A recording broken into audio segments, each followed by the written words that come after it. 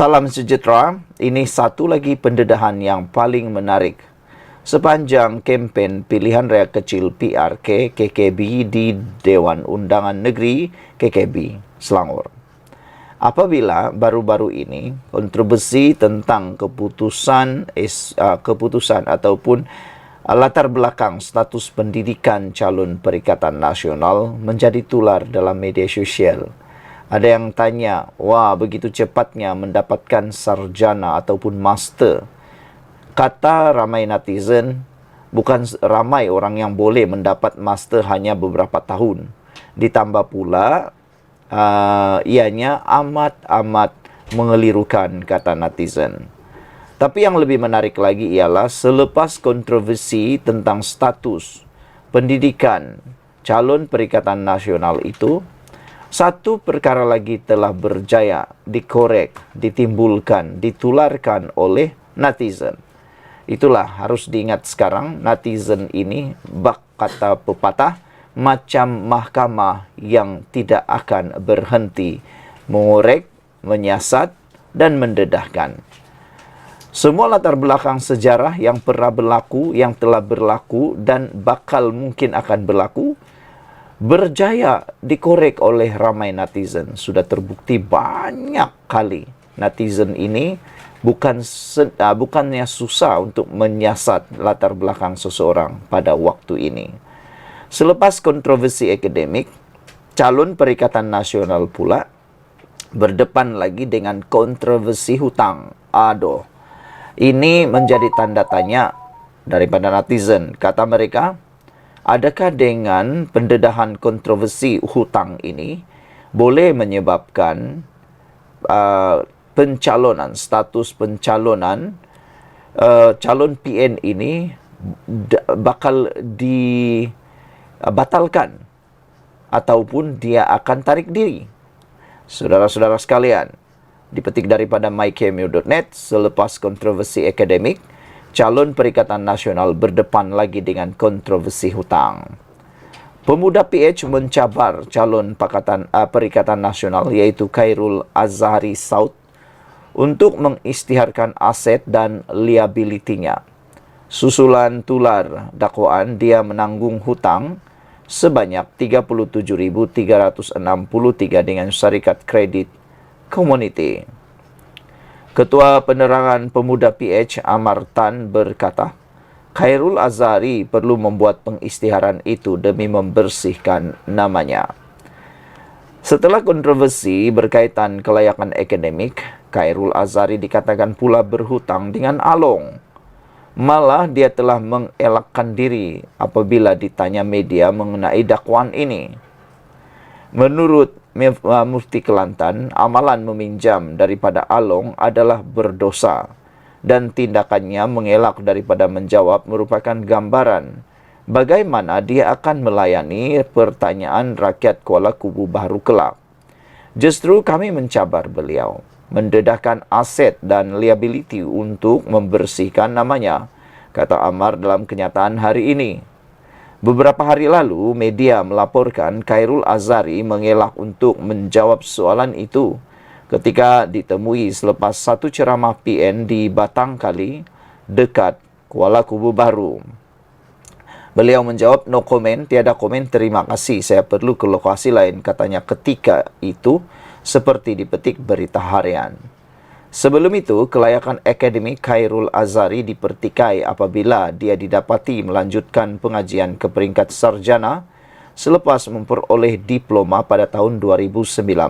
Bagaimanapun, Universiti Malaysia Pahang Al-Sultan Abdullah UMPSA menjelaskan dia memang memiliki sarjana eksekutif pengurusan perniagaan dari institusi pengajian tinggi berkenaan. Ketua Pegawai Operasi UMPSA Ahmad Johari Mohamed berkata, Khairul Azhari melanjutkan pengajian melalui program profesional melalui UMPSA Advance dan menerima sarjananya pada Majlis Convocation 2021. Sekian untuk kali ini, ikuti terus ulasan selepas ini. Selamat petang, salam sejahtera. Terima kasih karena bersama dengan saya di Nazilin Unity Channel.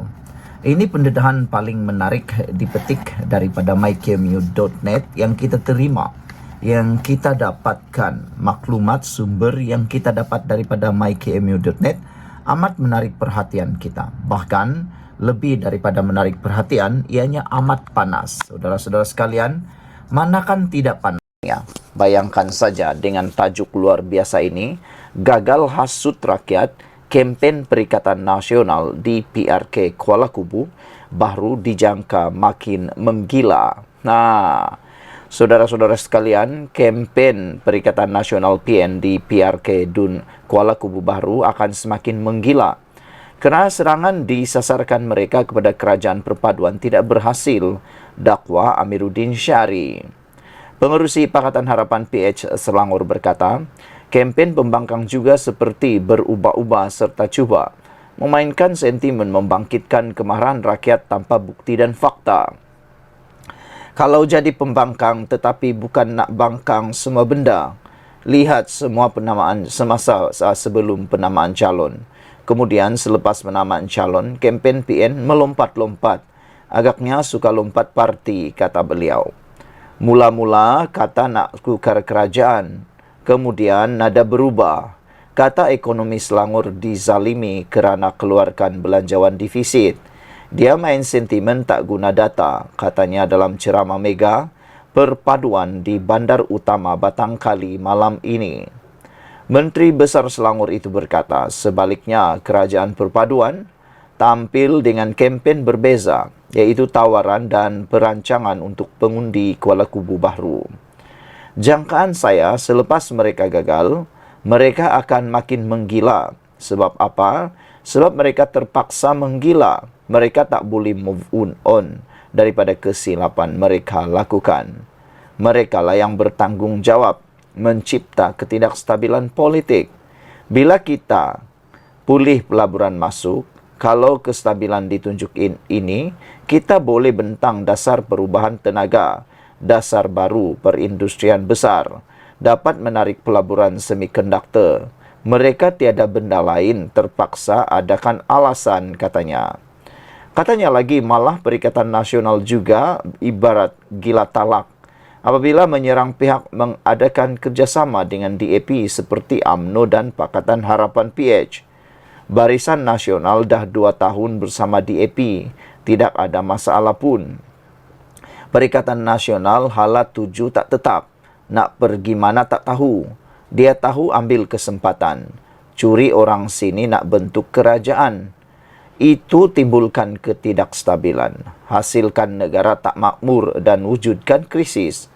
Sedangkan kita 18 parti bergabung untuk pastikan kestabilan kekal. Orang boleh buat kerja, bekalan pulih, ekonomi kita tarik. Inilah masa depan rakyat sekarang, katanya. Dalam majlis yang sama juga, Presiden Amanah Muhammad Sabu berkata, kenaikan gaji penjawat awam yang diumumkan Perdana Menteri Anwar Ibrahim bukti kejayaan kerajaan dalam tempoh 2 tahun memerintah. Katanya lagi, banyak lagi pengumuman, lebih banyak pengumuman akan dibuat pentadbiran kerajaan yang berbaki lebih 3 tahun lagi. Ini kejayaan awal. Kejayaan lain akan mendatang. 3,5 tahun menjelang pilihan raya kita akan umum. Kejayaan dari semasa ke semasa demi faedah rakyat, katanya lagi. Saudara-saudara sekalian, amat menarik pendedahan kali ini kerana gagal hasut rakyat, kempen Perikatan Nasional di PRK Kuala Kubu baru dijangka akan makin menggila. Tiada peluang, musnah harapan, tiada peluang lagi untuk Perikatan Nasional mahu merebut kerusi KKB ini. Hal ini kerana telah diterangkan sebentar tadi. Ikuti terus ulasan selepas ini yang lebih menarik lagi. Salam sejahtera, terima kasih kerana bersama dengan saya di Nazilin Unity Channel. Pendedahan kali ini benar-benar mengejutkan kita semua. Dipetik daripada Harapan Daily, pemuda Perikatan Nasional PN tak hormat azan. Penasihat berjanggut pun bagi lampu hijau. Ketua Pemuda Perikatan Nasional PN, Wan Ahmad Faisal Wan Ahmad Kamal, dihujani kecaman orang ramai apabila meneruskan sidang media ketika azan sedang berkumandang. Menerusi sedutan video tular, dia yang juga ahli parlimen macang itu mulanya bertanyakan dengan rakan di sebelahnya sama ada perlu berhenti seketika.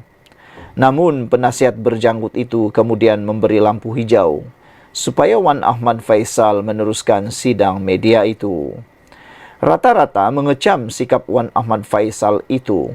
Selain membandingkan reaksi spontan pengerusi DAP Lim Guan Eng sebelum ini yang tidak meneruskan sidang media semasa azan berkumandang.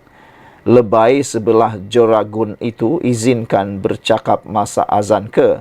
Maluwe, orang DAP pun pandai hormat azan, kata beliau. Demi agama bangsa dan negaralah sangat, kata seorang lagi netizen.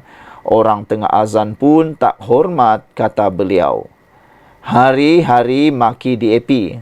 Rupa-rupanya jargon lagi teruk dari DAP. Nama je ustaz yang sebelah tu, kata seorang lagi netizen. Tengah azan tu berhentilah dulu, demikian antara kata warganet. Selepas isu tular ini, pemuda PN tak hormat azan, penasihat berjanggut pun bagi lampu hijau. Saudara-saudara sekalian, bercakap tentang perkara tak hormat ini juga tular di media sosial apabila seorang ustaz yang telah seorang guru bergelar ustaz telah pun membuat satu kenyataan hantaran yang berniat menjatuhkan yang seperti berniat untuk menjatuhkan maruah Perdana Menteri ke-10. Namun demikian, apabila itu berlaku tular, akhirnya ustaz ini tampil memohon maaf dengan pengakuan bahwa beliau kata, ustaz itu kata, hanya bergurau tak sangka ada kawan-kawan tularkan. Apabila beliau memohon maaf seperti itu, antara komen daripada netizen atas permohonan maaf itu ialah ada yang menulis, kata mereka, rata-rata warga maya menegaskan bahawa perkara membabitkan maruah seseorang bukan boleh dibawa bergurau. Apa kata kalau maruah beliau pula ustaz itu yang dibawa bergurau, kata mereka. Tidak kurang juga yang menggesa pihak Kementerian Pendidikan mengambil tindakan tegas memandangkan ucapannya tidak mencerminkan kepribadian seorang ustaz. Benda menjatuhkan maruah orang kau buat main. Aduh, sedih dengan perangai walaun ini, kata seorang lagi penulis. Jadi alasan bergurau dalam grup tertutup tu Allah tak lihat ke? Malaikat tak tak catat ke? Kata beliau. Takut dosa qazaf atau takut diambil tindakan? Ustaz, macam ini tak boleh dibiarkan dan terus dalam KPM, kata seorang lagi penulis. Ustaz, sebeginilah yang akan meracuni fikiran anak-anak di peringkat persekolahan, kata seorang lagi netizen. Dapat apa jadi pentaksub politik? Kalaupun kita gemar politik, politik harus jadi ruang diskusi, ruang pertikaian, memberi merangsang ide. Bukan jelek macam ni. Tak kira di pihak manapun. Biarlah kita bergaduh soal idea, bukan label-melabel. Demikian antara komentar netizen. Sekian dulu untuk kali ini. Jangan lupa tinggalkan komen anda. Sila tekan butang subscribe. Kita jumpa lagi. Bye-bye. Salam sejahtera. Laporan kali ini, ulasan kali ini dijamin menyengat. Dijamin masuk akal dan dijamin anda akan tertarik. Dan tolong share supaya ramai orang bukan saja tergelak, bukan saja menitis air mata, bukannya sedih menitis air mata, tapi menitis air mata kerana terharu dan rasa sebab dengan pendedahan ini. Lucunya sampai boleh mengalirkan air mata. Tak percaya? Ikuti terus ulasan ini yang dipetik dari para Harapan Daily. Ditulis oleh Norman Rezwan. Saudara-saudara sekalian, ini disenaraikan oleh beliau, yaitu Norman Rezwan. Ini disenaraikan senarai kempen Perikatan Nasional di KKB selama seminggu. Semuanya isu kedai kopi. Tak percaya? Ikuti terus ulasan ini, terbukti. Selepas seminggu kempen PRK itu, semuanya yang dinyatakan oleh Perikatan Nasional adalah isu-isu yang bermain di kedai kopi yang tidak berguna langsung menurut Norman Redzwan. Apa yang ingin dibawa Perikatan Nasional untuk warga Kuala Kubu Bahru? Persoalan ini sangat penting. Apa yang ditawarkan oleh Perikatan Nasional di Kuala Kubu Bahru bagi menumbangkan kerajaan Pakatan Harapan ataupun mau merebut kerusi tersebut? Kegilaan apa pembangkang main isu kedai kopi? Kegilaan apa pembangkang main isu kedai kopi? Dah seminggu waktu berkempen, saya mendapatkan maklumat dari staf dan rakan-rakan yang turun mengikuti perkembangan berkempen di Kuala Kubu Bahru. Selain itu, saya mengikut rapat di media sosial kempen KKB, sama ada di pihak kerajaan maupun pembangkang. Banyak sangat dalam jangkaan saya menjadi kenyataan. Atau dengan kata lain, ramalanku tepat belaka. Lawak pertama, Saban Pilihan Raya. Jika kita menang, kita akan menjadi kerajaan di mana lanskap politik negara akan berubah. Ini lawak pertama yang menjadi modal kempen Perikatan Nasional. Sudah saban kali berulang-ulang digunakan naratif ini. Kalau kita menang, kita akan jadi kerajaan yang akan mengubah lanskap politik negara. Itu kata-kata Perikatan Nasional setiap kali kempen berlaku. Tapi yang menjadi pertanyaan, daripada celah mana Perikatan Nasional boleh menjadi kerajaan dengan hanya menang satu Dewan Undangan Negeri? Satu Dewan Undangan Negeri. Mentang-mentanglah penyokong mereka, iaitu Walaun, dia punya gebang macam penyokong dia tak pergi sekolah dibuatnya. Kemudian timbul isu kontroversi apabila Ketua Penerangan PAS bertanya pula mengenai taraf pendidikan calon Pakatan Harapan PH. Bila ditunjuk keputusan semua terdiam dan diri sendiri berasa malu. Apa jenis kebodohan meminta keputusan SPM itu? Bahkan netizen kata, cuba nak menjerat musuh, tapi jerat tersangkut di leher sendiri, kata netizen. Tak cukup dengan itu, diungkit pula bahawa calon PH sekolah vernacular. Apa kena-mengena dengan sekolah itu? Sedangkan pemimpin PAS, anak pemimpin PAS, malah dikatakan cucu Presiden PAS juga dihantar di sekolah vernacular. Seperti disangka, isu perkauman. Pilihlah Melayu, jangan pilih calon Cina. Itu pun jadi isu kedai kopi, modal kedai kopi Perikatan Nasional. Isu perkauman. Pilih Melayu, jangan pilih calon Cina. Sedangkan mereka pada pilihan raya umum lalu, meletakkan calon Cina gerakan di 30 kerusi parlimen. Perikatan Nasional pun ada calon Cina daripada parti gerakan, bahkan melibatkan 30 kerusi parlimen. Malah calon mereka ada cakap Melayu pun tak berapa nak lepas.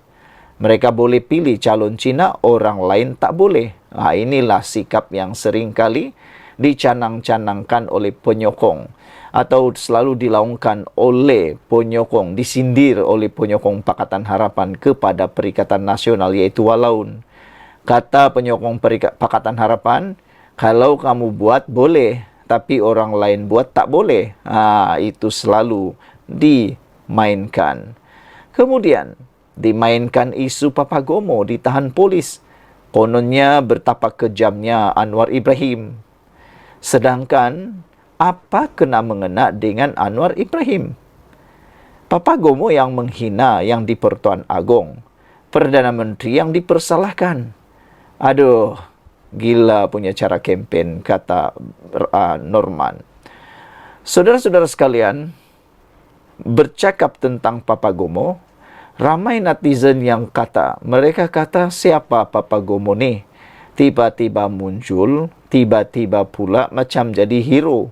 Sedangkan beliau bukan pengamal undang-undang, jauh sekali negarawan. Tapi mereka pula mau dibanding-bandingkan dengan Anwar Ibrahim. Lagi satu, Papa Gomo bercakap boleh dipercayai pula oleh para walaun. Sedangkan untuk makluman anda semua, Papa Gomo tiada latar belakang undang-undang. Tapi dia bercakap seakan-akan dia tahu semua undang-undang yang ada di Malaysia. Gila punya cara kempen ini, kata Norman Rizwan. Calon perpaduan pakai selendang dijadikan isu kononnya hendak menipu orang Melayu. Orang Cina kamu takbir, walaun sahut takbir, itu okey pula, kata Norman Rizwan. Maaf cakap, apakah kebengangan ini sangat kempen PN ni? Tak boleh ke jaga sikit maruah pengikut kamu tu? Janganlah diperbodohkan mereka sebegitu rupa, tulis beliau. Akhirnya saya melihat jika PN menang, apa mereka nak buat untuk penduduk Kuala Kubu Baru. Hendak janji bulan dan bintang, mereka bukan kerajaan. Sukar mendapat peruntukan dari kerajaan negeri. Jadi, kempen mereka pasal kelulusan SPM, Melayu Cina, Papa Gomo hina agong, konon menang PN jadi kerajaan, isu pakai tudung. Betul-betul. Mereka buat walaun pemikiran IQ bawah 50. Sebab kempen mereka betul-betul nak perbodohkan rakyat. Datang pula Noh Omar cerita pasal apa dia buat. Masa dia jadi timbalan Menteri Dalam Negeri? Ingatkan nak beri cadangan-cadangan atau manifesto terbaik untuk penduduk KKB. Sebab itu, saya katakan, pembangkang main isu kedai kopi. Sebab itu, pagi ini saya menulis ala santai kedai kopi. Nak kempen style PH jadi pembangkang tak boleh sebab PH tak makan rasuah. Jadi fitnah dan mainkan isu perkauman sajalah modal pembangkang sekarang ini. Dulu, Inggris yang suka perbodohkan orang Melayu. Zamanlah ini bangsa saya sendiri memperbodohkan bangsa Melayu, kata Norman. Kita mahu perpaduan rakyat Malaysia, tapi mereka mahukan perpecahan. Sekian dulu untuk kali ini. Jangan lupa tinggalkan komen anda, tekan butang subscribe. Kita jumpa lagi. Bye-bye.